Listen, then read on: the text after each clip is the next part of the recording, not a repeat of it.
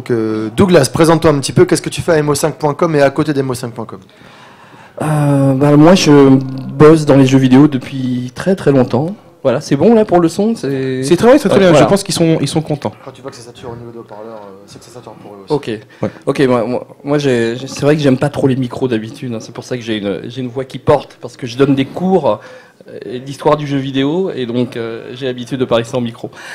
Voilà, donc alors moi mon parcours dans le jeu vidéo ça a été du développement, beaucoup de journalisme et aujourd'hui beaucoup de mo5.com hein, pour la préservation du patrimoine vidéoludique et comme je viens de le dire à l'instant, je donne des cours d'histoire et de culture du jeu vidéo. Voilà. Ok. Ça va, ça te va comme résumé? C'est très bien, c'est très bien, c'est excellent. Et donc je pense que tu es Fraise. Représente-toi, ouais. Voilà, moi c'est Fraise, hein, bonjour. Vous m'avez vu juste avant. Chez Sucré, voilà exactement. Chez Sucré et Loup. Non, moi voilà, je suis un gamer pur et dur. Du coup, j'ai pris la responsabilité de tout ce qui touche au gaming, de ce que vous pouvez voir. Je gère le flux speedrun puisque je suis speedrunner. D'ailleurs, c'était un peu la panique tout à l'heure, désolé s'il y a eu des coupures. Et voilà, je ne suis qu'un gamer parmi tant d'autres qui a la chance de pouvoir un petit peu montrer ce qu'il sait et ce qu'il aime. Voilà, rien de plus. Ok, alors on avait une question de Hugues, car il voulait la poser quand tout le monde serait là. Quand vous faites un jeu, utilisez-vous des ressources open du net, texture notamment, ou préférez-vous faire tout vous-même en interne? Moi, alors, quand on fait un jeu, est-ce que c'est dans le sens fabriquer ou faire jouer? Pas préciser. Est-ce que Hugues pourrait nous préciser le... Parce que d'après moi, ça parle de ressources open, donc d'après moi, c'est de la fabrication vidéo. Ouais. Alors, je peux en parler un petit peu, étant donné que j'ai fait un peu de ça aussi, surtout sur RPG Maker.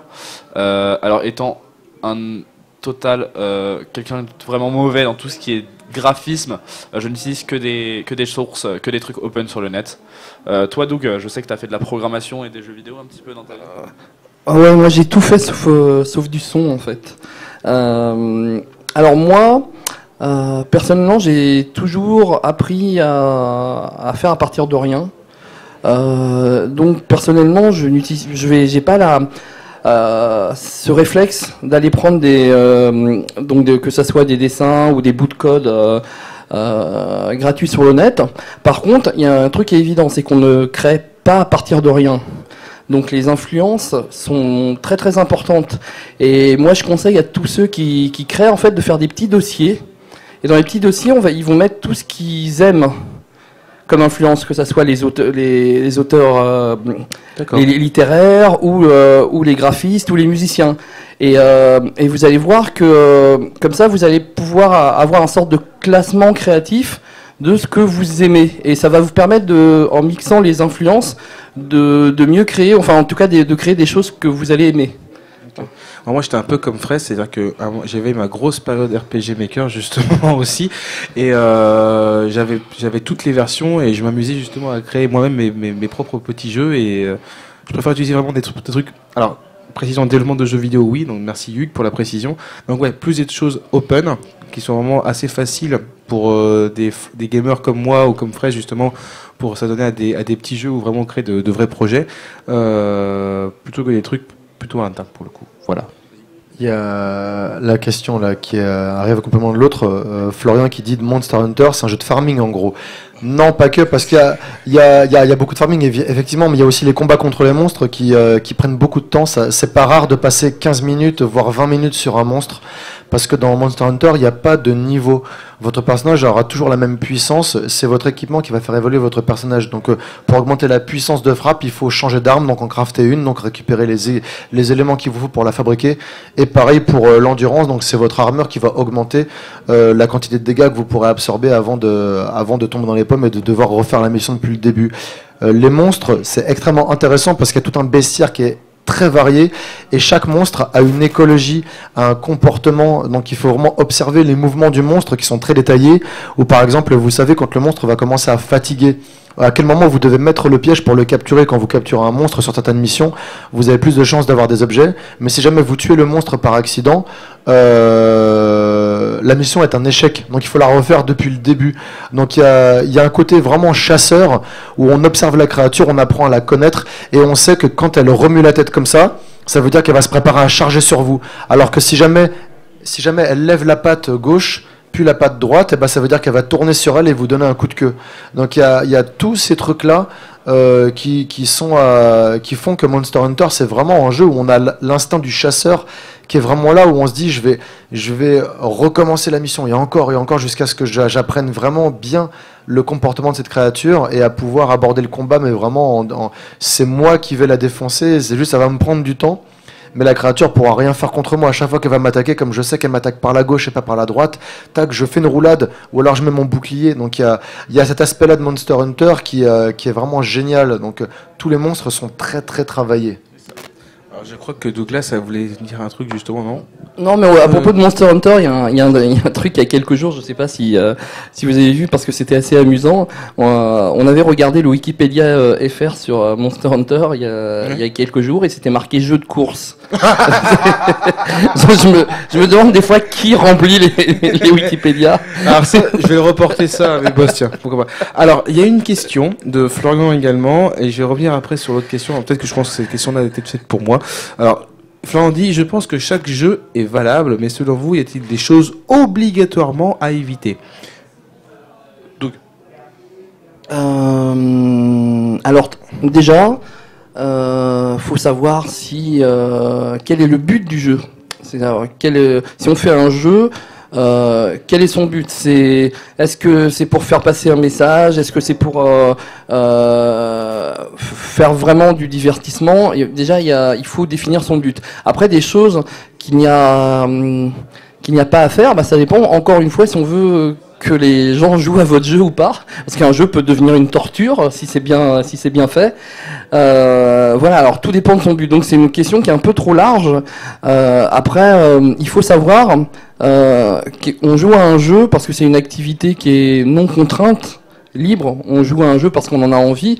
Donc si on en a envie, c'est qu'il faut qu'il nous apporte un certain plaisir.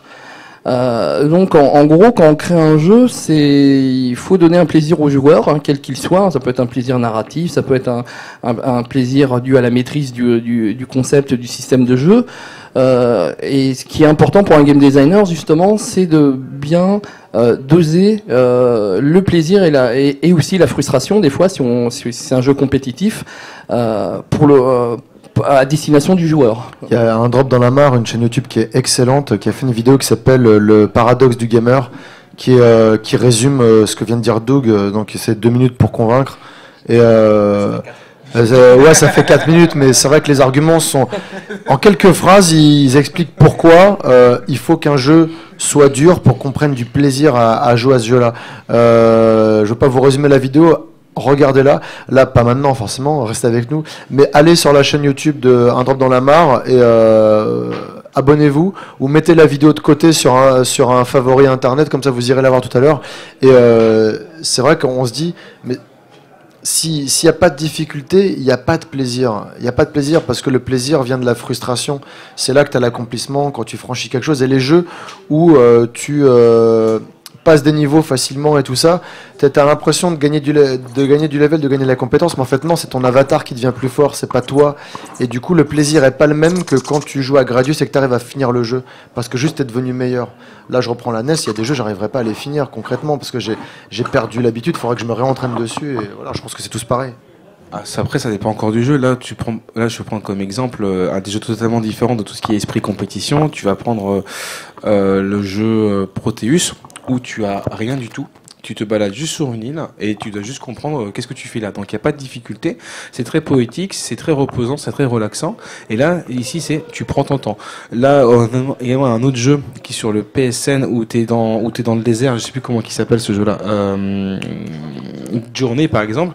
Là aussi, il n'y a pas forcément de difficulté également. C'est quel est le but du jeu? Voilà, c'est quel est le but du jeu, exactement. C'est voilà, donc t'as vraiment de tout dans le jeu vidéo. Amuse-toi à faire un game over sur Flower, quoi, tu vois. Ce sera impossible normalement, mais tu peux faire oui, alors ce qui est intéressant, c'est effectivement parce que là, quand on parle de jeu, il faut savoir qu'il y a des théories du jeu. C'est-à-dire le jeu dans l'humanité, c'est quelque chose d'assez cadré. D'habitude, on a des règles, on a un but.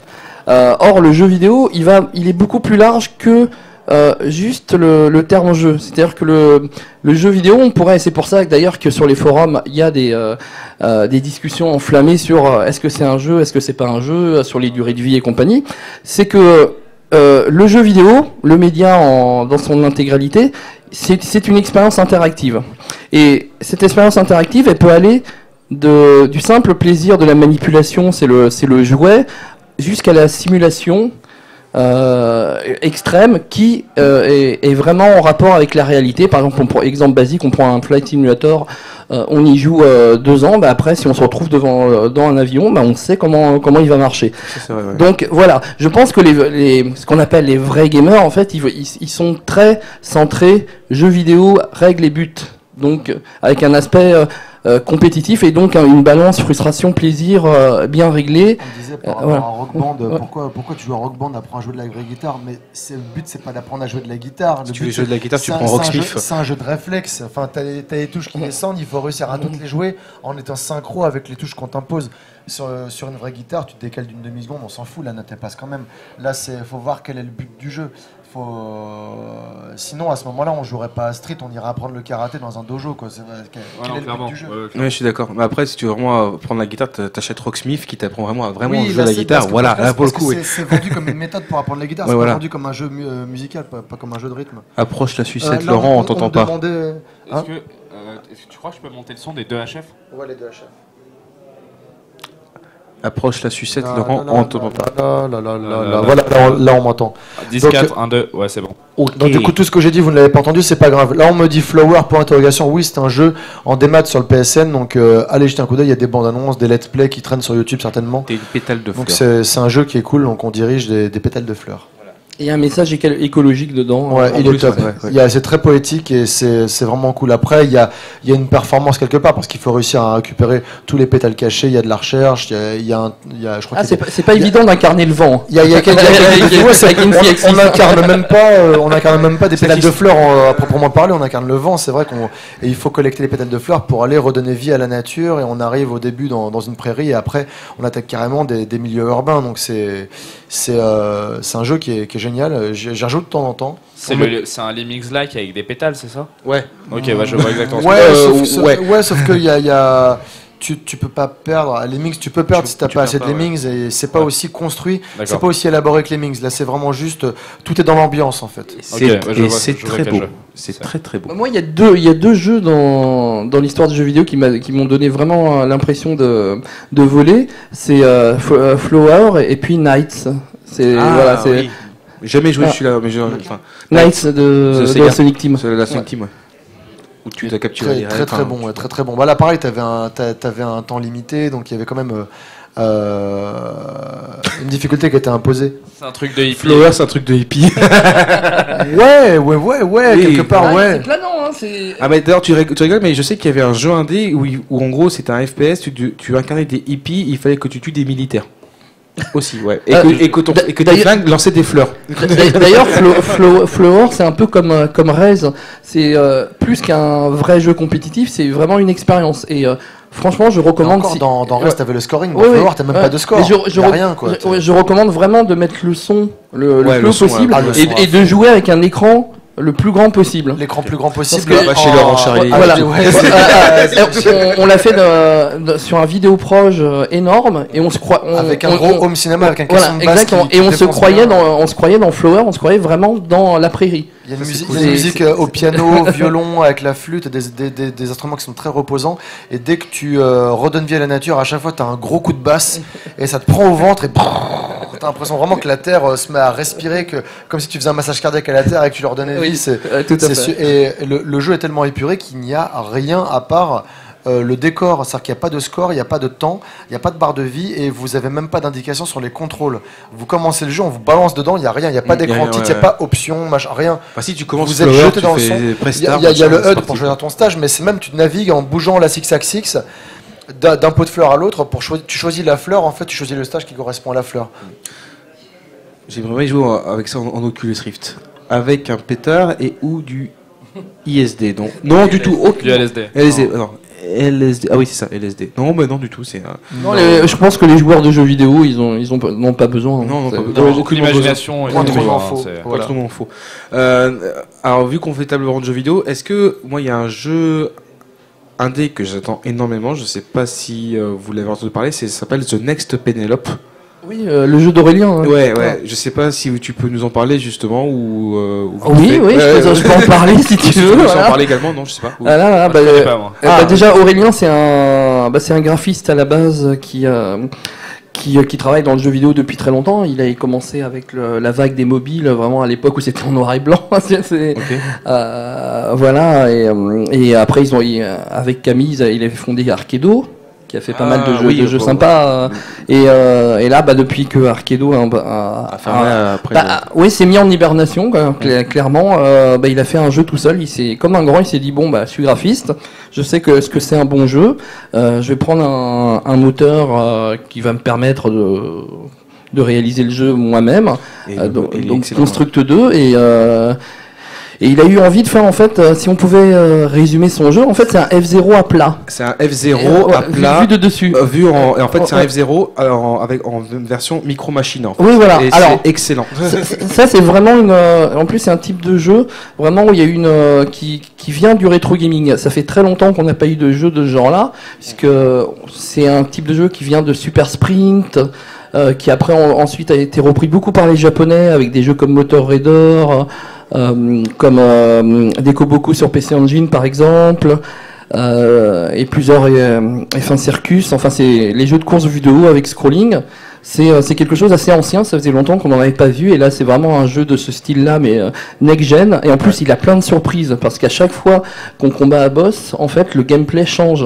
Oui, et ça c'est vraiment super sympa. Et alors c'est fait avec Construct 2, il a voulu entièrement faire le jeu lui-même, c'est-à-dire qu'il a fait donc le code, les graphismes, le gameplay, la mise en scène et même la musique, alors qu'il n'avait jamais fait de musique auparavant. Ouais. Et donc là, le jeu est en accès anticipé sur Steam. Donc là, beaucoup de gens peuvent maintenant s'y essayer. Et je pense que la scène indé a vraiment quelque chose d'assez incroyable à nous apporter. Il y a plein de choses qui sortent régulièrement. Là, récemment, j'ai pris une claque dans la gueule. C'est un truc tout bête. Quand on parlait des jeux en noir et blanc sur portable, donc Snake, par exemple, tu vois, il y a en ce moment un jeu qui est sorti.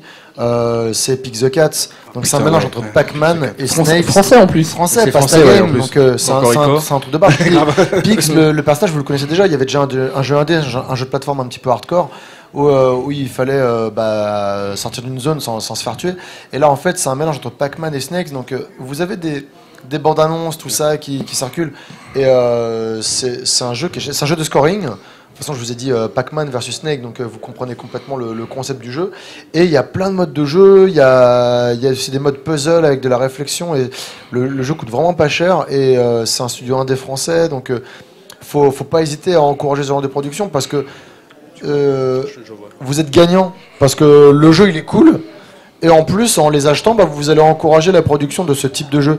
Et en plus, moi, ce qui m'a étonné quand j'ai pu jouer à Pix avant sa sortie, c'est qu'il y a vraiment deux jeux en un. Il y a le jeu vraiment beaucoup sur la borne arcade, les festivals. J'étais même passé les voir quand ils étaient en train de le développer et tout, faire une heure de bêta testing dessus. Et ce qui est génial, c'est que quand il l'a mis dans la borne et qu'il a montré pour la première fois le jeu multiplayer avec, en fait, il est assez différent. Le multiplayer, ils auraient pu faire limite. Ça fait penser à Bomberman. Ils auraient pu limite faire 2 jeux. Alors là, ils t'offrent 2 jeux en un. Même 4 jeux en un, parce qu'il y a le mode puzzle, t'as le mode laboratoire, t'as le mode en noir et blanc, je sais plus comment c'est, le Nostalgia, donc c'est une mine d'or, ce jeu, vous avez des 100 heures de jeu devant vous. Avec. Au moins, franchement, au moins.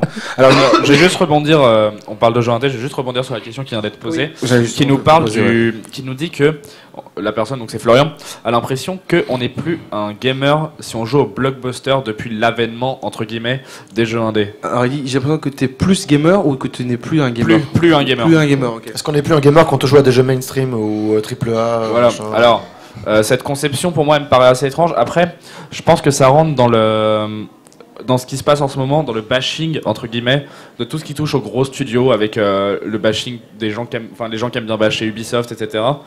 Et surtout la popularisation du jeu vidéo là, vraiment beaucoup, il y a beaucoup de gens qui jouent aux jeux vidéo actuellement et qui jouent au AAA. Et je pense que les gens essayent de faire une différence pour entre guillemets se démarquer, en disant ouais, moi je joue au jeu indé et pas au AAA que tu vas trouver à la Fnac. Mais est-ce que c'est utile de se mettre dans des cases comme ça? Je suis un rétro gamer, je suis un PGM, je suis. Alors qu'on est tous des gamers. Non, on est tous gamers de base. Donc après, l'offre elle est exponentielle depuis avec les nouvelles technologies qui arrivent, depuis qu'on met en avant les jeux indés. Quelque part, les joueurs en redemandent. Après, après moi je travaille chez un éditeur, donc je le vois aussi également. Les joueurs.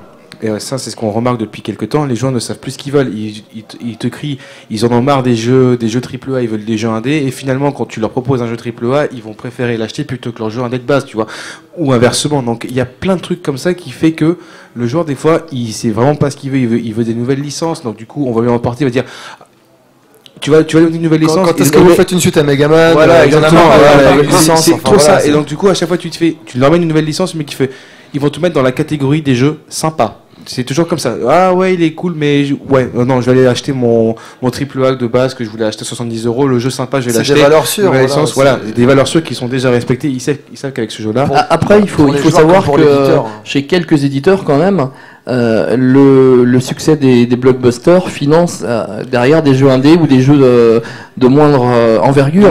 Et c'est un peu je pense qu'il faut aller dans cette architecture-là, enfin dans ce système-là, comme le font plusieurs gros studios de cinéma. C'est aussi le succès des gros blockbusters qui leur permet d'avoir quelques films d'auteur à côté. Donc voilà. Hein. Après, ce qui est important, c'est d'avoir une offre variée. Oui, exact. Après, c'est vrai que les joueurs, comme vous disiez, ils aiment bien se donner une étiquette. Mais c'est en fait une bannière, voilà.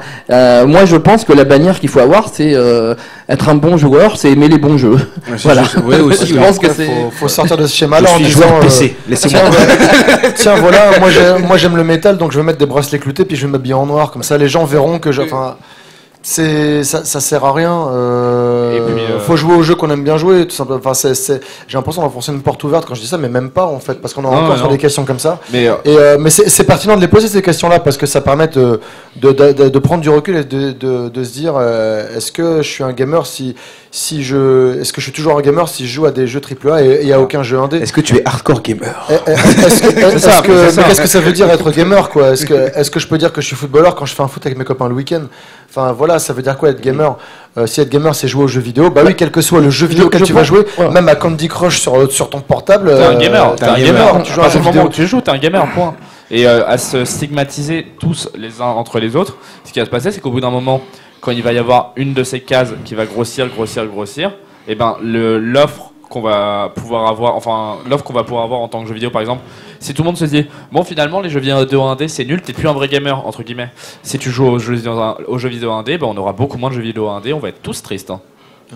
Ouais, mais après, grâce justement avec les jeux indés, on aura maintenant une pelle avec tout ce qui est le crowdfunding, tout ce qui est après le système de Tipeee, etc. machin, pour justement avoir une certaine offre. Je pense pas que le jeu indé va mourir, il va encore. Non, mais est-ce que ça je pense, est-ce que dans les 10 ans à venir, il y aura un sens de dire gamer? Est-ce qu'on dit forcément à des amateurs de cinéma qui vont 2-3 fois par mois, est-ce que c'est forcément un cinéphile? Il faut comprendre qu'il y a une logique commerciale derrière les jeux vidéo. Les jeux vidéo, c'est une industrie. Et comme toute industrie, on a le marché qu'on mérite. C'est-à-dire que le consommateur, donc le joueur, est un consommateur. Et je le répète tout le temps, mais l'acte d'achat, il est hyper important parce qu'il va énormément influencer ce que va devenir le média dans les années qui vont suivre. C'est pas la même démarche entre acheter Call of Duty ou payer pour jouer à Minecraft. Il y a un impact qui Après, faut aussi voir également le contenu que te propose le jeu, donc c'est à toi aussi de voir ce que tu veux également ou pas. Après. Si tu veux du Call of tous les ans, achète ton Call of Collector tous les ans. Tu vas bouffer du Call of pendant 10 piges. Ah bah tout à fait, c'est la majorité. Ils vont pas changer une formule qui marche. Enfin, faudra être débile pour arrêter de faire un jeu qui se vend plus chaque année avec le même moteur de jeu, avec la même histoire, avec le même machin. Bon, cette année, les mecs ils font des bons 10 mètres dans Call of. Bon, voilà, ça change un peu. Mais voilà, Call of c'est pas un mauvais jeu. Tout le monde l'achète l'achète, tout le monde y joue. C'est qu'il y a une raison. Le comportement grégaire, on peut pas le pousser à ce point-là. Mais c'est ce que. Voilà, si le jeu était mauvais, les gens l'achèteraient pas. On va pas mettre 70 balles dans un jeu qui est pourri. Oui, clairement. C'est juste que voilà, moi c'est pas mon truc, il y en a d'autres que c'est pas leur truc. Aussi. Et puis après, voilà, il y a une communauté aussi qui est qui est surreprésentée et que les gens ont pas envie de s'identifier à des gens qui se bastonnent pour rentrer par Games Week parce que va y avoir des exemplaires qui vont être offerts aux premiers qui vont passer la porte. C'est aussi ça. Et tout ce qu'on fait, ça influence le média du jeu vidéo, que ce soit l'acte d'achat, que ce soit ce qu'on fait sur Internet, sur YouTube, que ce soit les vidéos qu'on fait, que ce soit comment qu'on en parle dans ce qu'on fait en ce moment. Exact. Dans les conventions, quand on vient déguisé en machin, tout ça, ça influence l'image que les gens ont du jeu vidéo, parce que c'est aussi qu'est-ce qu'on montre aux gens qui connaissent pas le média. Quelle image ils vont en avoir? Ils vont dire bon, le jeu vidéo, on va essayer d'aller voir une convention qui en parle pour voir qu'est-ce qu'il y a dedans. Et ils vont avoir le mec comme ça qui vont être en train de faire les oufs, ou alors ils vont voir plein de tout petits qui vont jouer à des jeux où on est en train d'ouvrir les tripes à quelqu'un. Mais c'est 18+, je comprends pas. Enfin, il y a plein de questionnements comme ça qui rentrent dans le débat. Et qu'est-ce qu'on montre aux gens sous quel jour on présente le média? Ce que vous faisiez à MO5 par rapport à No Life, par rapport à toutes les émissions qui ont été faites sur le jeu vidéo, c'est important aussi. Il n'y a pas que les let's play sur YouTube, il y a plein d'autres trucs aussi. Et je pense surtout que les joueurs, il faut qu'ils fassent preuve de tolérance. Parce que moi, les débats qui me fatiguent beaucoup, c'est, et j'en parle encore, hein, j'en parle souvent, c'est 720p, 80p. Non mais voilà, c'est les débats genre mais ça c'est pas un jeu vidéo. Parce que ça dure 2h30. Voilà, on prend de journée. Hein. Je me souviens des débats sur les forums. Non, c'est pas un jeu vidéo. Et ça c'est se restreindre parce que il faut savoir que, allez, dans les 20 ans à venir, on aura 90% de la population qui jouera. Donc, est-ce que se mettre un petit drapeau gamer, est-ce que ça sera utile? Ça sera pratiquement plus utile. Limite, il faudrait mieux désigner les gens qui ne jouent pas à ce moment-là. Mais par contre, ce qu'il faut que les joueurs comprennent, c'est que, comme pour le cinéma ou comme pour la littérature, les personnes ont des goûts. Et ils vont jouer à des jeux effectivement qui peuvent être très très différents. Quelqu'un qui va jouer à un Tetris, un Journey ou un FIFA vont être des joueurs très différents. Et c'est pas grave. Ce qui est bien, c'est d'avoir de la diversité et que chacun trouve son type de jeu. Exactement. D'ailleurs, il y a Florian justement qui disait ne pas oublier que quand on joue à un jeu vidéo, c'est pour jouer. C'est peut-être idiot, mais après tout, ce n'est qu'un divertissement. Alors, ce statement. Oh yes. on finira par ça, je crois. Ouais, alors, c'est vas-y, Fred. Grand débat. Non mais, alors oui et non. Pareil. Et je m'arrête là. Non mais oui et non parce que c'est un divertissement certes. On nous amène un taille. Comme ça, on va un peu moins de 10 minutes. Comme ça, je sais combien de temps je peux parler du divertissement. Oui. Non mais voilà, c'est un divertissement, mais ça reste aussi. Il y a des gens. Par exemple, je vais prendre l'exemple tout con de l'e-sport. Ouais. Il y a des jeux, c'est plus un divertissement pour la plupart d'entre eux. C'est leur travail personnel. C'est un travail. Moi, je suis tout à fait d'accord. Et c'est là qu'il faut. Il y a une panne.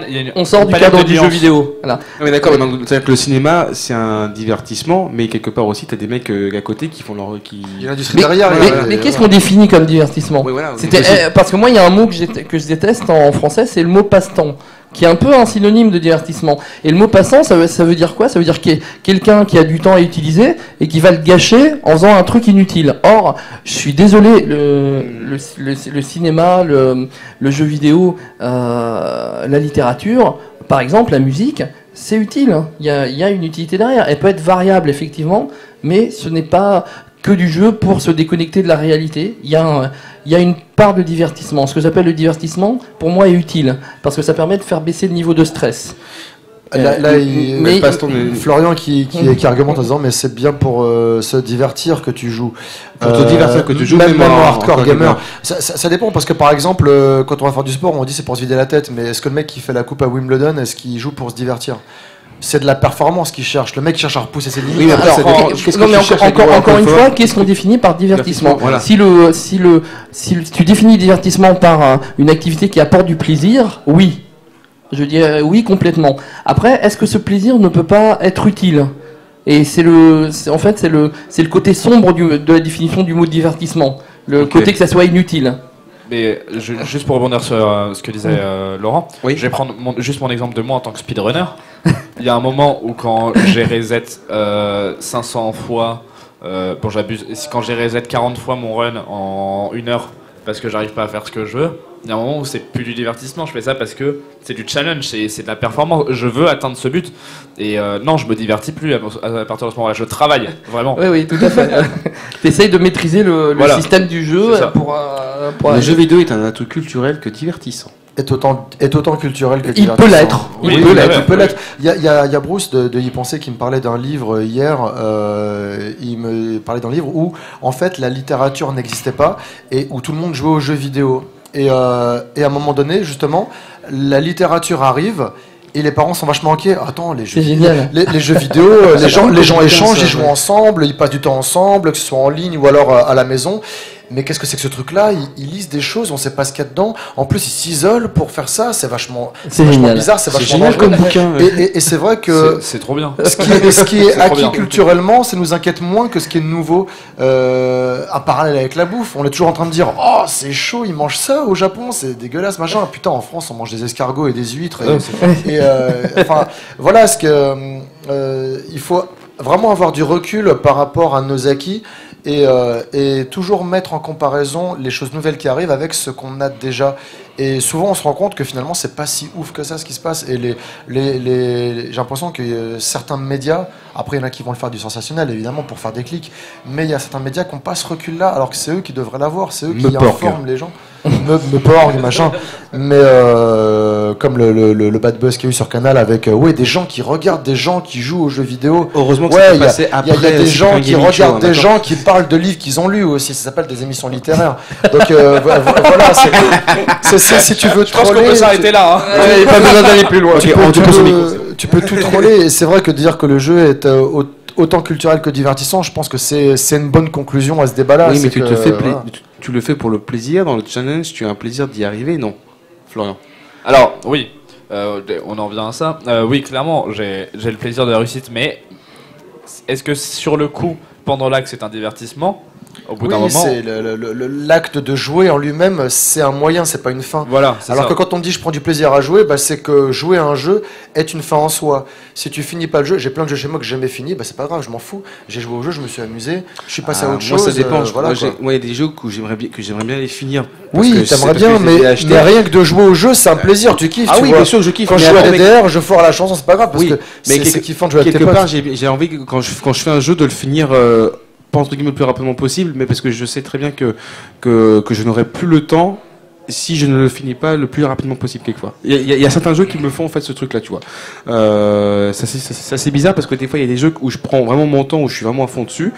Il y en a d'autres que j'y joue de temps en temps, je les laisse de côté. Après, c'est faute de temps aussi, parce que là, quand t'as l'âge d'acheter les jeux que tu veux, t'as plus le temps d'y jouer parce que tu bosses pour les acheter. Donc voilà, c'est tout le paradoxe. C'est une question d'équilibre. Alors, juste dernière question. Quelle est l'utilité du jeu vidéo? Battre un challenge voulu par le joueur ou décidé par le joueur est la base du fun d'un jeu, d'où divertissement égale plaisir tôt ou tard. Alors, en quelle est l'utilité du jeu vidéo? Elle sera différente pour chacun. Ça dépend des personnes. Qu'est-ce que tu vas aller y chercher justement? Est-ce que tu vas y chercher de la difficulté? Est-ce que tu vas y chercher un message Est-ce que tu vas chercher des challenges? L'utilité d'un jeu vidéo, c'est d'y prendre du plaisir. Ça peut être du plaisir intellectuel, ça peut être du plaisir visuel, ça peut être du plaisir de la maîtrise du système de jeu. Ça peut être, c'est un nombre très varié de plaisirs. C'est vrai, oui. Dans tous les cas, ça dépend des personnes. L'utilité du jeu vidéo diffère en fonction des gens et de ce qu'ils cherchent. Et on en revient à la question. Il faut la définition de divertissement dans le jeu vidéo pour la plupart des personnes en question. Il y a des gens qui disent qu'à ce moment-là, un traitement de texte, c'est un jeu vidéo parce que du coup, machin fait. Le problème, dire installer Linux. Alors, le problème, c'est qu'un traitement de texte, on va l'utiliser par la question tout à l'heure. Parce qu'on est contraint. Quelque chose qui est très important dans un jeu vidéo, c'est qu'on n'est pas contraint d'y jouer. C'est une activité libre, on l'a fait parce qu'on a envie d'avoir du plaisir par le biais du jeu vidéo. Ok. Mais est-ce qu'un traitement de texte pourrait être un jeu? C'est marrant parce qu'on pourrait transformer un traitement de texte. On pourrait le gamifier pour que ça soit. On peut tout transformer en jeu, je pense. Et je pense qu'on va courir out of time, comme diraient les Anglais. Oh yeah. Donc du coup, on va s'arrêter là puisque juste après nous, mes On va chers laisser la amis, place, donc, à Iguel, Iguel et à Link the Sun, baby, oh yeah. derrière, c'est ça? Il arrive. Nous il avons fait Link the Sun qui va se connecter sur Skype et Ok. qui va prendre la place sur le flux 1 juste après nous. juste après Donc nous. on va laisser la place, rester connecté parce que Link the Sun c'est bien. On remercie Et, Florian pour ses nombreuses questions sur le jeu vidéo et pour notre petit débat. Douglas qui- Alves, sur le- donc voilà, suivez mo5.com, suivez les Geek Ferries, suivez aussi, abonnez-vous à la chaîne de Link the Sun, c'est trop bien. Suivez l'actualité également des Geek Ferries aussi. Les Geek Ferries aussi. De toute façon, si vous suivez en gros le Twitter C'est quoi des Geek ton- Ferries, ton- ils vont, vous allez retrouver à peu près tout le monde. Fraise. Et donc on peut retrouver Fraise sur ses runs sur. Sur Twitch ou sur Twitter, vous trouverez ça quelque part. Un jour. Ok. Il s'en fout, le mec, il a pas le temps. Bon, voilà. Des bisous. Non, mais bon, on est le public. Et dans la liste des participants. Voilà, je suis dans la liste. je t'en prie, on se revoit à Tours, Florian. Ah, et je pense qu'il veut parler de la DreamHack. Et bisous tout le monde. Bisous, bisous.